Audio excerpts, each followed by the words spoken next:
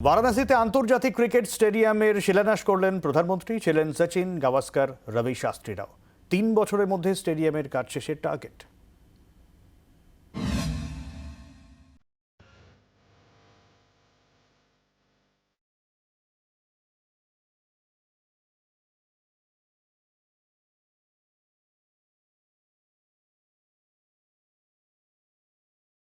মহাদেবের বারাণসীতে স্টেডিয়াম, তাই স্টেডিয়ামের থিমও মহাদেব।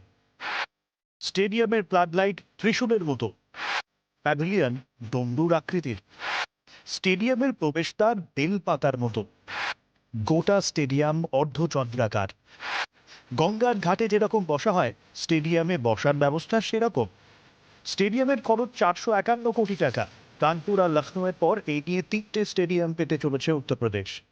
आज क्रिकेट के जरिए दुनिया भारत से जुड़ रही है।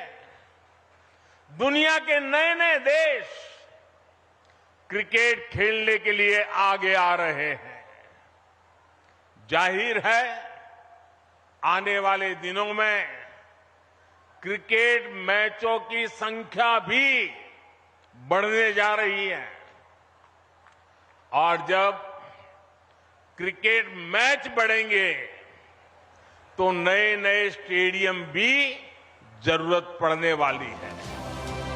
শনিবারের শিলান্যাস অনুষ্ঠানে প্রধানমন্ত্রীর সঙ্গে যোগী আদিত্যনাথ তো বটেই, ছিলেন সচিন, গাভাস্কর, রবি শাস্ত্রী, ছিলেন বিসিসিআই সচিব জয় শাহ, রাজীব শুক্লা সহ অন্যান্য শীর্ষ কর্তারাও।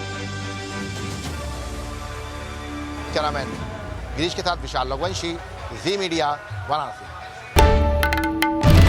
বাংলার আওয়াজ, বাঙালির আবেগ, জি 24 ঘন্টা।